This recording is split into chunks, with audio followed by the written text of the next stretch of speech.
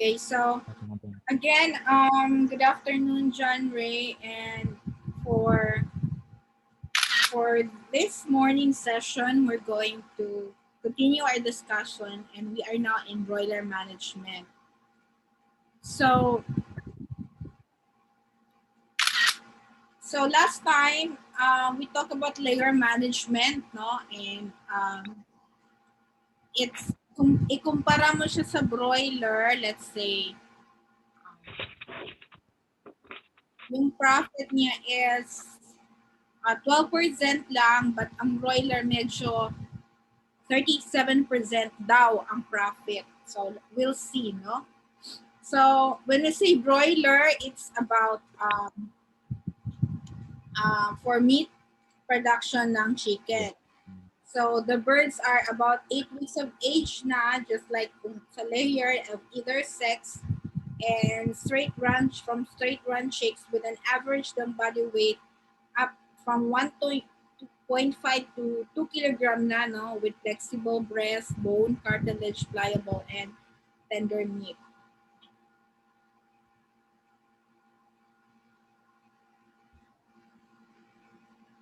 Sure ka dyan, Ray? Atari pa ta?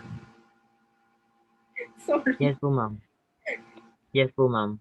Kasi yung last time po, yung layer kasi. Actually, I have reviewed my previous video. Katong I usually, di ba? Yes, ma'am. Na ko ang video. So, bago lang yun ako siya, but still my brain is not convinced nga. So, for the house, moving on. So, for the housing system, doon sa, if you have watched, if last time we have watched this video on layer chicken farming, na automated. So, we have seen the different system ng cage system and also free-range chicken. So broilers can be housed on a deep litter slatted or wire floor cages. So we have discussed a lot of this before. In a cage, slat, or wire floor, rearing of broilers, however, are not as popular as litter floor rearing, due to the problems like breast blisters, leg weakness, and higher initial investment. Syempre, if you don't, the same, no, whether sa 8 weeks ka mag-start or chicks pa lang, medyo you require talaga investment, especially sa housing. In the rearing system naman, whether single batch at a time or all-in, all-out system, or multiple batches of brooding and rearing broilers for commercial production ka na, no? Dinagko na siya. In the all-in, all-out system, it means that the farm will have only one batch of broilers with the same hatch at any time. So isang batch lang lahat na dinaghan. And sufficient chicks will be purchased to accommodate the entire farm capacity. So sabay talaga lahat, all in, all out, and marketed as single lot. So this is more hygienic, lesser subclinical infections, and horizontal spreading of diseases, thereby less ang mortality rate, better growth rate, and improved feed efficiency.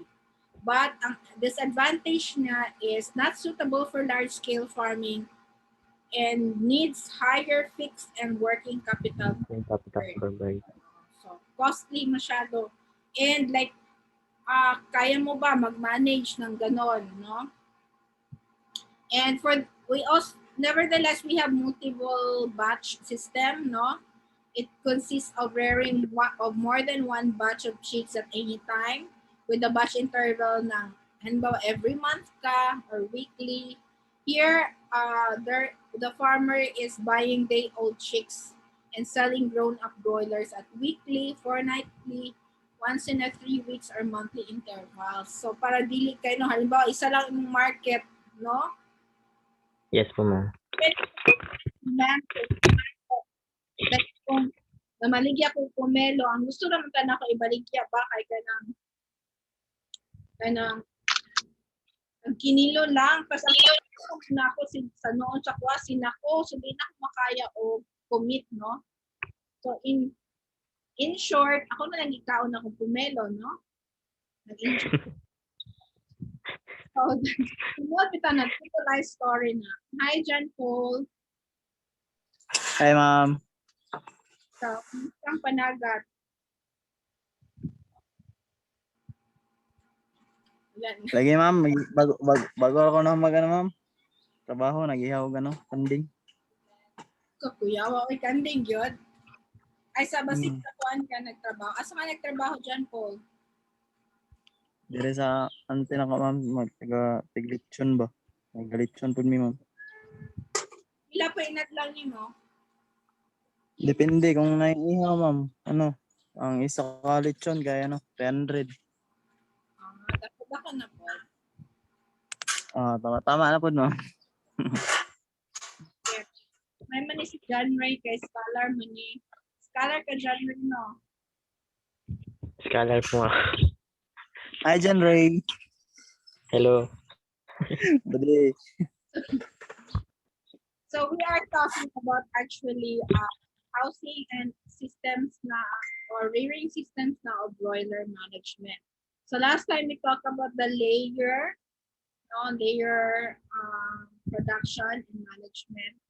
So as sa all in out, sabay-sabay lahat, no? And multiple batch naman, by batch siya. So depende din siya sa capacity mo, sa market mo. That's more important. So in India, for instance, they are having 5 to 6 batches, and even in the Philippines at any time, and direct retail marketing. So wala nang middleman na mo mangolekta. Kaya Yes. mas makadakpan ka kita. Kasi kung na middleman, like actually ang Mindato lang ang middleman, ang mga Yes po, ma'am. Kawawa yung farmers. okay. Kay maubos man ang farmers na Yes. farm gate price mababa kay ang yun man, di ba? And then pagpalitan nato sa palengke hastang mahalan na. So there also in this system also daily marketing is possible, no? Up to 50 per days of age based sa body weight nila. So pag heavier na yung birds, it will be sold earlier. And yung weaker birds will be pang compensation na lang. So in terms of floor space, feeder space, and water space, so these are the different characteristics or requirements per age up to 18 days. So butangan siya 250 centimeters square or 0.5 square feet hanggang 1,000 centimeters square. So feeder 3 cm to 7 cm and 1.5 to 3 centimeter water space per bird. So i-compute yun na yun. So also it will vary, at the time of marketing, house system, marketing age, and the temperature itself. The feeder and water space will also vary depending on the temperature of the days. So ito yung mga approximate lang. And brooding and rearing of broiler is also similar for layers. So they are reared on cages, also same to grower cages. And to prevent breast blister, the bottom ng cage will be coated with some plastic material, and 50% of the floor space needed is also in deep litter system. So advantage and disadvantages of the cage rearing ng broilers are: advantage is higher density of rearing is possible, and it's very easy to catch the birds at market time kasi syempre sa kulungan lang naman siya kwaon and reduces voicing. No expenditure on litter and no incidence ng coccidiosis, and reduce cannibalism kasi 5 lang sila or isa whatever. Cleaning and disinfection, easier, better growth, and feed efficiency. However, the disadvantages, higher din ang incidence ng breast blister with increase ng condemned mga cartels and higher incidence ng crooked keel. Wing bones will be more brittle also, so which will be disadvantage for processor kapag igawin na. And birds are not having access to unidentified growth factors in deep litter system. And also yung cleaning ng fecal trays is not label friendly. Masyadong mabaho. High initial investment sa cage and birds will be uncomfortable especially during summer. And for feeding naman, generally 3 types ng feed are offered during for broilers from 0 to 2 weeks. So pre-starter mash or crumble, then 1 month na or 3 weeks starter mash na, and 5 to 6. Pero definite talaga siya ha, na broiler, finished, mash, broiler, starter, mash. So, dalira na siya mahibalaan kasi naka-ano siya. If ever di ka gusto mo gasto o ka ng feeds, then you can make your own, no? Later, we will know the nutrient requirement of poultry. So, sa lighting naman, in the open-sided broiler houses, usually the lighting programs is 24 hours light during breeding period, followed by 23 hours. And then with 1 hour darkness para nasanay silang na eye dark. And also, in case na mag-brown out, no? Hindi pa naman mag-brown. And don't forget the vaccination schedule. So, ito lang talaga, no? From first day to 28th day, yan, may mga intravenous or pwede ring drinking water. So, different types of vaccines. So, nutrient requirement of poultry. So, ito na yon. The poultry being simple stomach species cannot synthesize most of the nutrients required for them. And so, nutrients become dietary essentials. Chicken has to be fed adequate quantities for balanced diet for its growth, livability, and its genetic potential to the full extent. So it's the poultry differ from other species, of course, the livestock, because they are ruminants, and also in body temperature and digestion. So, ano yung nasa poultry feed if you don't want to buy the commercial one? So, it should have up to 65% energy, no, and 35% protein, and 2 to 8% mineral stored. So, in fact, there is a formula on computing that one. And above all, of course, water. It's a principal nutrient.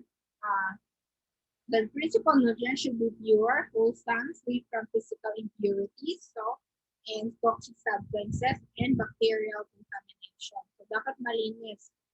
So, the water feed ratio is 2.2:1. It also varies depending on the age, timing, need, and activity. So, pag may excess, masobra ang energy na binibigay mo, it will be stored as fat. And we don't want a fatty na meat, diba? Energy stores come from yellow maize, umbo, kulam, rice polish, and this can already constitute 50% of the ratio. Up to 65% of energy. Ano naman yung mga protein sources natin? No? For its growth, maintenance, and production. You can make use of vegetable and animal proteins in the feed. So like the groundnut oil cake, soya bean, ginger oil cake, sunflower, mustard oil. With this can be up to 25% na of the ratio, 2 or more to balance. So ang protein lastly is 10%, so you can make use of fish meal, meat meal, blood meal, silkworm, pupa meal, fish meal. Ayun. And you also provide fiber, no, like bran, no, yung rice bran, usually, and it contains 30% or component 30% for bowel movement and minerals. So medyo kailangan din ng fiber. Lahat tayo kailangan talaga natin ng fiber for bowel movement. And it calls also for energy at 7% level. Very cheap siya, stores more of energy and reduce dustiness and improves our palatability. Not their palatability pala.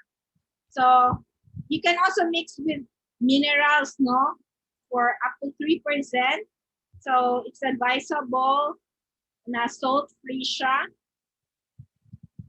Because in fish meal can be already salty. So you can have calcium supplements from shell grit, calcite, limestone at 4 to 5% level.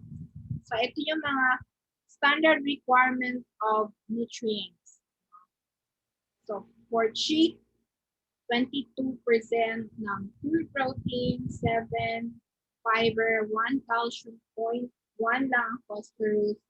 So it can produce dapat mo about siya 2,800 kilocalorie per kilogram. Yeah. Kailangan po niya og lysine and methionine, yung mga proteins natin. And so on. So sa grower layer, so sa chick, medyo mas dako ang energy kaysa ko ang grower. And in layer mash, broiler, starter, dagdinan po na gid siya energy. And also protein and so on. So how much food ang food intake for chicken? So it will range from first week, not 10 grams up to 50 grams. So and 15 to 120 grams to 60 grams. And during laying, kapag mangitlog sila, no? And before dapat ano na ninyo siya, before pa naman sila mangitlog. Depende mo na sa body weight. Maka 1.5 to 2 kilo na, fights na, no? Makabalik yan na. And it always depends on the age kasi 8 weeks ba yan, no? To 8 weeks or more, pwede na siya mag-start. Ilan na lang ka, mga 2 weeks na lang mag-start na siya. And tama ba ko dyan, Ray? Ikaw man itong naay ko, ano, manukan? So, ito, Wala. ha? Hindi po, ma'am. Experience lang po. Okay. So, just correct me if I'm wrong, ha? So, 0, pag wala pang egg production, so ito yung mga percentage. So, for the guidelines ng feed management, you purchase yung quality ingredients talaga. If you want quality product, quality na meat with least moisture and of course, baka nilagyan lang ng mga ano, no? Kala mo, di ba, naka-crumble ng uban or naka-powder. So, basta ibutang halakarin. If on-feed is mixed formula, may be modified also depending upon the cost. So, pwede po 50% na commercial and then supplemental na lang nyo. And if agricultural farm is attached, the farm-grown grain can be used, no? May mga kapalibot-libot and purchase 1 month or 2 months requirement lang. Ayaw pag-imbak kung tagan kayong feeds. Kaya pwede siya madaot if you also screen the feed store against rodents, ilaga and other vermins and sparrows. And observe the feed intake by birds during summer or winter. It's important that we have data for that. And the moisture level exceeds 50% except for molasses during hot season will cause fungus and magkakaroon ng aflatoxicosis. So, kailangan less than 50% ang moisture level. And the feeder should not be filled to full to minimize the feed wastage. So, yung mga factors that influence nutrient requirements in the poultry are depending on species, the breed and strain or genetic factor, the age of the bird, the purpose, layer ba, grower siya, or breeding, the environmental temperature, season, water consumption, quality of nutrients and disease condition, freshness of feed, intensity of production, value-added products, and other nutrient interrelationships. So, before we proceed to the different explanation on the different factors, I guess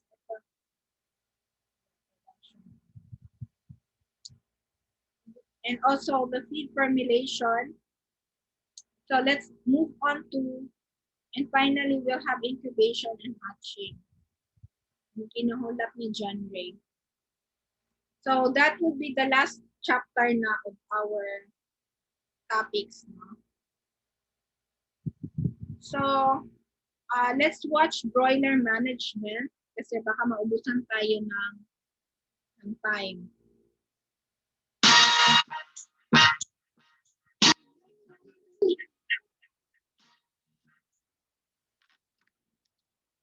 Hello po mga kabukid. Welcome back po. Ang video naman natin ngayon ay tungkol sa pag-aalaga ng manok para sa karne nito. Malalaman nyo kung paano ang tamang pagpili ng sisiw, timbang ng manok, gastos, at posibleng kitain. Sa panimula, alamin mo muna ang mga uri ng produksyon ng angkop sa inyong lugar. Una, ang meat production.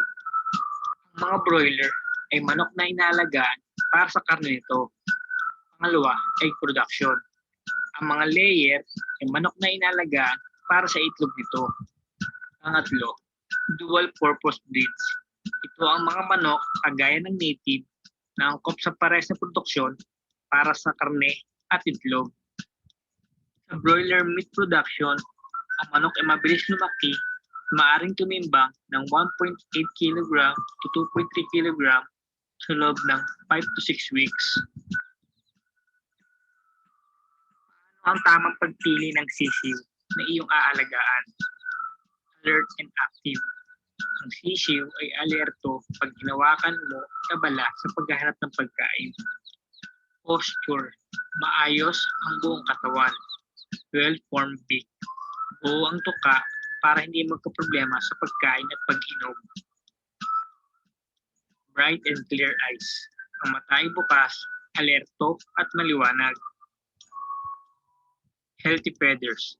May kumpletong balahibo. Clean vent. May malinis at hindi bara ang daluyan ng ipot. Straight legs, feet and toes. Diretso at maayos tumindig at lumakad. Well closed and clean navel. Sarado at malinis na pusod. Ano ba ang pinagkaiba ng Class A na sisiw? Yung tinatawag na Class B na sisiw. Magkaiba sila sa quality. Ang mga Class A ay may magandang kalidad base sa pagpili ng sisiw. Ganun din sa timbang. Ang Class A ay tumitimbang ng 35 gram pataas at ang Class B naman tumitimbang ng 35 gram pababa.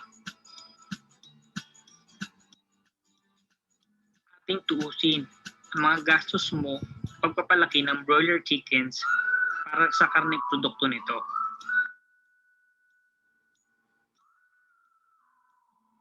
Kung nakabili ka ng 100 na pirasong sisiw na halagang 30 pesos ang isa, magkakahalaga ito ng 3,000 pesos.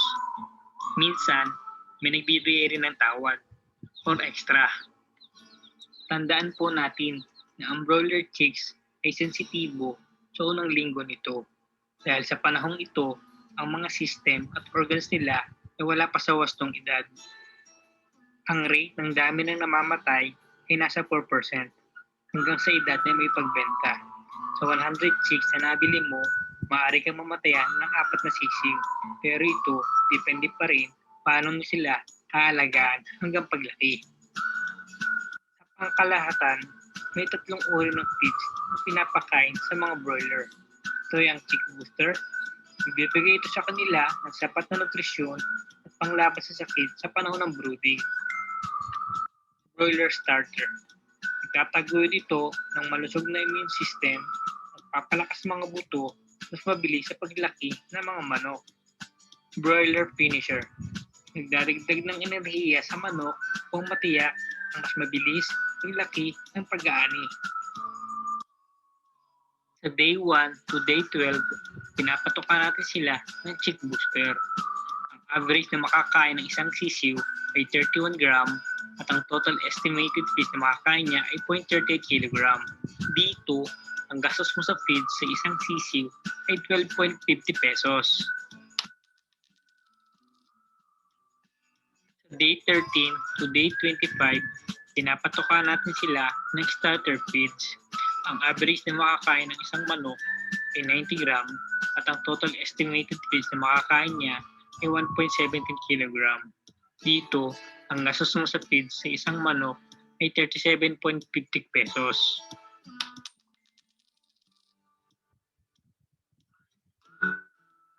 Day 26 to day 45, pinapatokan naman natin sila ng finisher feeds.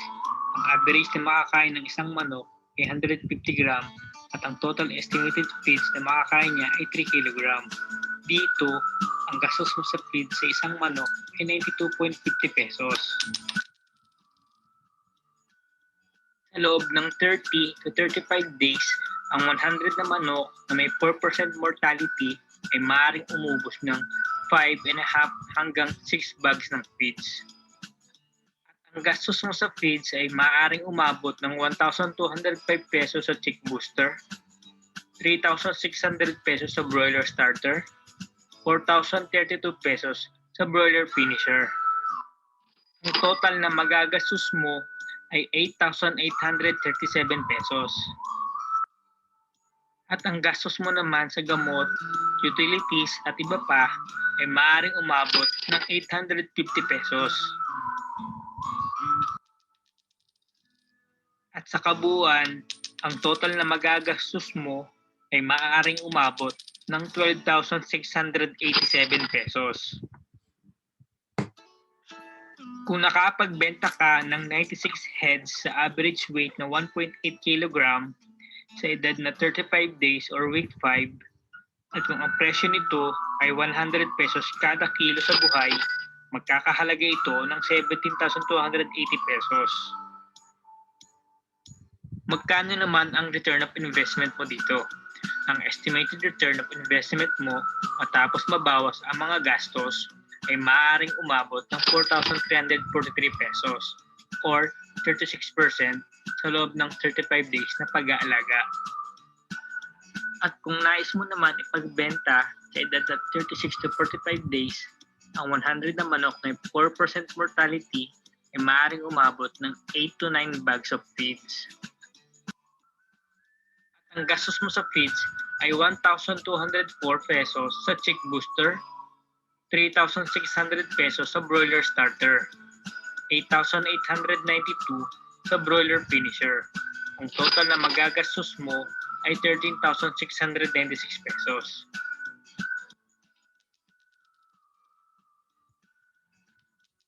Sa kabuuan, ang total na magagastos mo ay maaaring umabot ng 17,547 pesos. Kung nakapagbenta ka ng 96 heads sa average weight na 2.5 kg sa edad na 45 days or sa 6.5 weeks, at kung ang presyo nito ay 100 pesos kada kilo sa buhay, magkakahalaga ito ng 24,000 pesos. Magkano ang return of investment mo dito?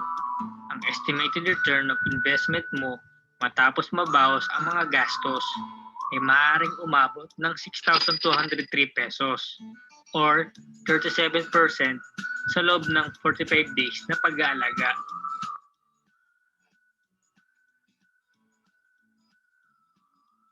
May Excel spreadsheet po akong ginawa, gabay mo sa pagpaplano. Dito, ilalagay mo kung ilan ang alaga mong manok, ilan ang napagbenta, ang presyo at timbang ng manok, ganun din ang presyo ng feeds.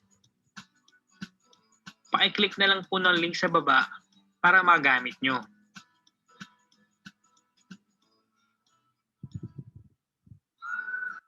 Sana po ay may natutunan kayo sa video. Ilalagay mo kung ilan ang alaga mong manok, ilan ang napagbenta. Okay, so that's it for the business idea on on broiler raising, no? So next video will be on dressed chicken naman. So we will see that next time. So going back sa different factors that will influence the nutrient requirements. So although may standard tayo, but species to species, meron tayong variation, no? Like for Japanese quails or turkey, the vitamin B complex requirement is higher compared sa chicken kasi uh, the protein requirement is also higher. No? So for geese and emo, they also utilize high fiber and low energy diets as they can synthesize many B complex vitamins. So naba may kuan kanang gangsa ba na sa inyong tawag, geese or ducks maybe? Ang pamilyar ko, ma'am. Gangsa? Ha? John Ray? Pamilyar. Familiar lang? So, turkey na mo.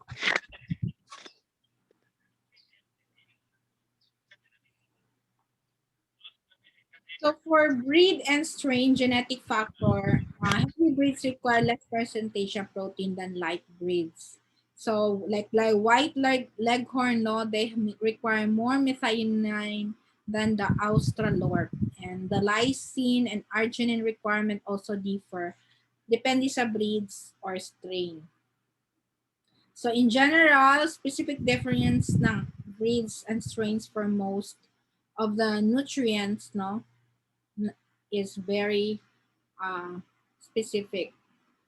And the age of the bird, no, during first 21 days of life have higher requirements for some nutrients than during the growing period. So kanina like sa 0 no to 20 to 1 week, no, they have higher than the grower.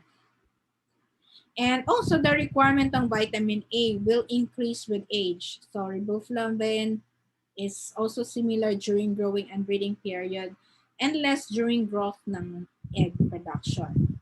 But the calcium requirement during egg production is 3 to 4 times higher, no more, than in the starting and growing. And trace mineral requirement also similar throughout the age of the bird.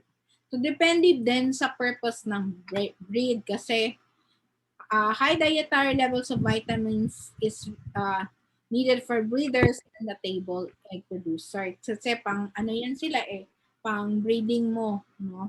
The egg must be fortified also with vitamins to ensure better hatchability and livability on ang newly hatched chicks. And the three most critical vitamins are riboflavin, vitamin A, B, and for breeders, 2 to 3 times more pa ang riboflavin. And 20% more ang vitamin A and 2 times ang vitamin B12.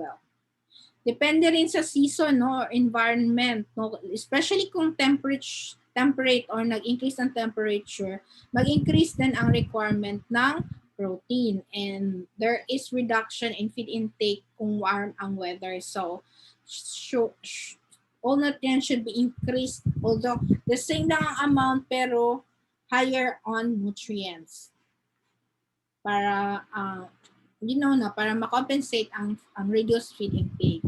So how about water? The water is also very important during feed consumption, no? And broilers will consume 1.5 times more than the than the layers, and consume 2 times more also than food consumption. And yung quality ng nutrients is also depend on biological value of ingredients. And especially yung toxin kasi madali silang magka-fungus. And the disease condition like the FLKS, it will also require nutrient requirement. No? Para makontrol ito, you need energy content of the diet, and to reduce protein content, no, has to be increase. So lipotropic factors like chlorine chloride should be included, and in diseases like coccidiosis, high protein adversely will affect the birds, and so protein level should be reduced.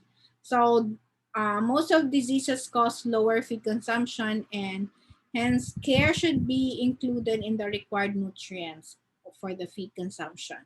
So importante din na fresh yung feeds, no?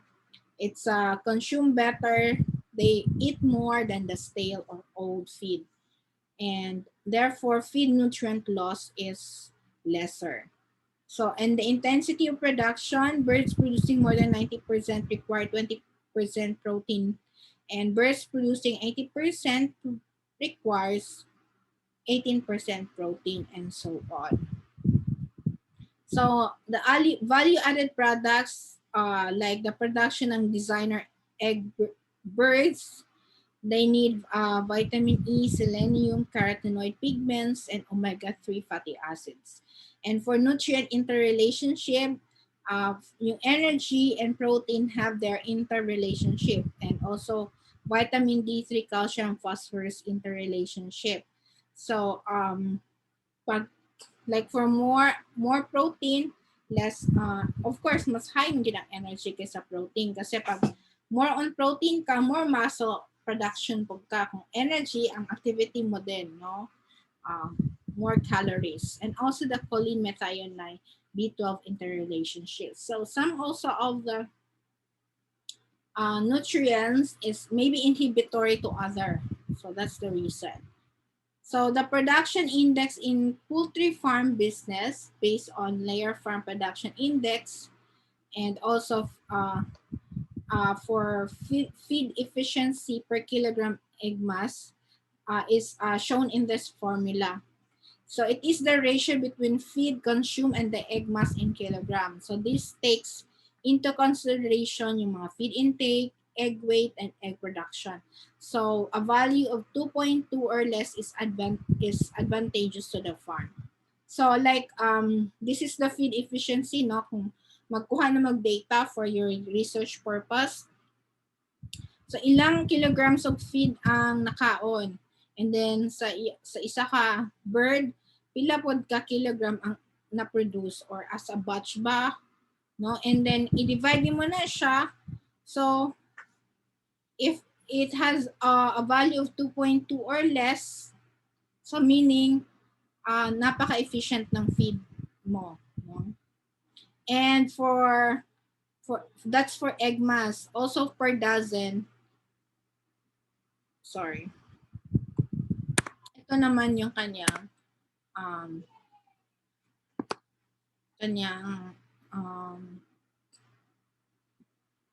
formula. So if for feed efficiency per dozen naman, if the value is less than 1.5, so it means you are maintaining well in the farm. So the amount of kilogram of the feeds and over the 12 eggs produced, no? So ganun pag-compute. No, so for that's for layer, no, farm production index. For broiler farm production index, so pwede mo rin i-compute yung feed efficiency using the same formula, or feed conversion efficiency or feed conversion ratio. Not the same formula pala kasi Eggman yun, no, di ba? Ito, sorry for... So for broiler naman, you are going to divide the feed, total feed consumed in kilogram over the final live body weight in kilogram. So this is the commonly used na feed efficiency measure for broiler farming, and it is in this formula. So a value of less than 2 at 7 weeks of age is preferable. So lower the value, the better the efficiency. So that would determine how efficient yung iyong feeds or efficient yung consumption ng feeds or broiler farming mo. No? Okay, for the feed formulation, ito yung composition ng broiler ration. So actually, we have discussed this, diba? Pero for the starter, weights, and finisher. So ito yung sample na composition for broiler ration. So you can have, of course, bili ka lang ng per kilo na mais, or if you have in your farm, or polished rice, then soya bean, and groundnut cake, unsalted na dried fish, and mineral mixture, magdadagdag ka pa rin naman ng salt, no? So, these are in percentage. Halimbawa, kailangan ng 1 kilogram, so 47% of that kilogram, yun yung kailangan mo. And up to the finisher, no, 6 to 7 weeks na. So actually, 2 months, no? Nga naman to dyan, nga 28 days naman lagi yung manok. Yes po, ma'am. 28 days rin yung manok. Ma'am. Sorry. Last time, I remember na, anak ka nga, mag-broiler ka, napoy broiler nga, good for 28 days, pwede na mabaligyan, no? Basta maabot lang more than 1 kilo. Yes. So, yes, John Ray? Composition ng grower ration, ito din, no? Using wheat bran and mineral mixture. So, ito yung mga inyong sundugon kung gusto mo mag-create ng inyong sariling Ito din for layer mass chickens. Pero ito percentage, halimbawa, sa, like, kailangan mo ng 1 kilo, no? So, i-multiply 47% or halimbawa, let's say 100 grams. So, meaning 47 grams na yellow maize ang kailangan mo i-mix. And also, you need fish, calcium phosphate, soap, and mineral mixture, and shell meal. So, yung mga yung shells is also very important as the ratio. So, I guess yun lang for broiler and feeds formulation for chicken. And for next meeting, we're going to talk about incubation and hatching. So sorry, we don't have much time for the next video, which is kasi 4 minutes naman din, no? But we only have 2 minutes left.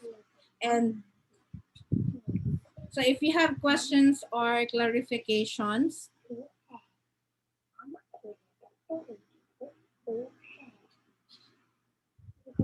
do you have any questions or clarification?